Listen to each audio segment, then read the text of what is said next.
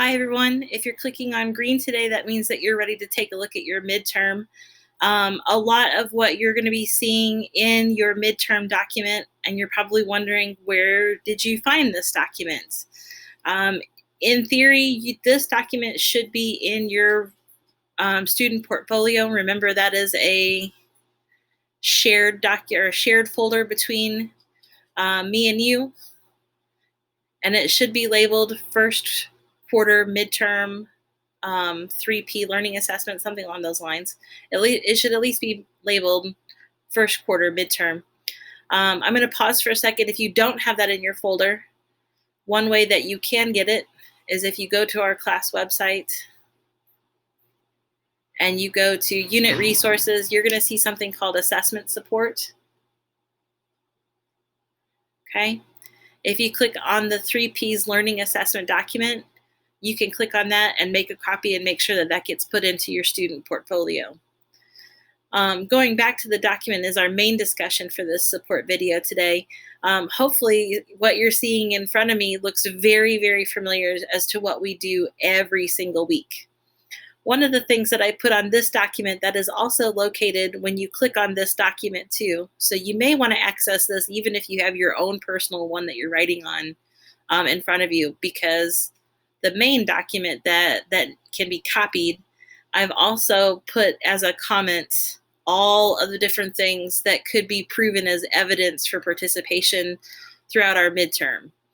You might see these at the top of a page that looks like this when we reflect each week. Hopefully that looks familiar to you.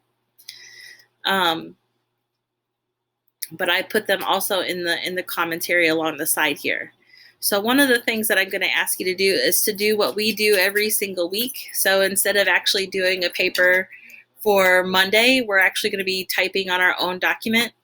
This is where you're going to give your proposed grade. This is the grade that you and I are going to have a conversation on.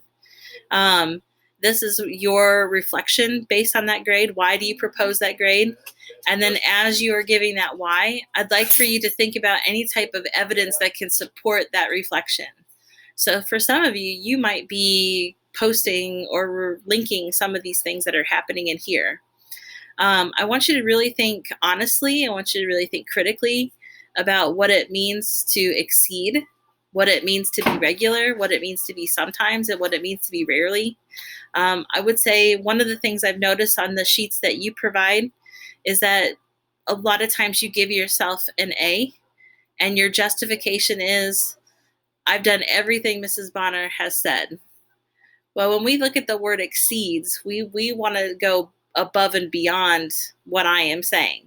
So I want you to kind of be honest in terms of the things that you've participated in along the side here, and what are some things that you have exceeded in, because we need to note that. But if we haven't really exceeded in them and you've just done everything that I've said and you've just checked the boxes, that would be more of a B in this class. Okay. If I had to pick one of the biggest issues that students end up having the first time doing something like this, it's because that they don't show enough pride towards themselves. They're actually harder on themselves. So don't be afraid to really kind of look at that evidence and really reflect on why you propose these grades. And if you firmly believe in that grade because you're honest and you're reflective, then you should be able to talk about that. Okay, I'm going to scroll down and I'm going to take a look at progress. Okay, progress here. I have what would be considered what we made progress in. Again, taken from some of our weekly reflective sheets that we've done in class. The rubric up here is the same. Okay, I would really make sure that you read these three particular ideas that represent progress. And we're still leaning on the ideas of exceeding, like, are you doing above what we're asking for you to do in class? Are you doing what we are asking of you in class? And that's it. Or do we have gaps in your progress? And so on. Okay, again, your proposed grade. So this area won't have a lot of writing except that letter grade. This is where we might see a lot of your reflection. Okay, and this is the evidence. Progress is really, how do we show progress?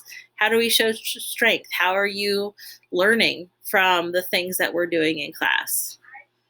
Okay, and then finally, performance. Obviously, this is our shortest list right now because we have only had 3 main assignments fully turned in. So performance is actually asking you to take those 3 assignments and to reflect on the rubric that is provided up here. Again, thinking of exceeds. Again, thinking of only doing what the teacher's asking you to do. If there's some gaps, if there's some things that are missing, okay? So the pattern should look the same from week after week. This is your document to be able to write on and to reflect and to add your evidence, okay? The page that has all these comments is located on our unit resources under assessment support, and it's that first tab here if you're interested in looking at all of those different all those different comments. Okay. This is something that we're going to be starting. We're going to continue working on this on Monday as we move into a transition week, leaving Unit 2 behind as we move into our next unit, Unit 3. Okay, again, if you have any questions, feel free to reach out anytime.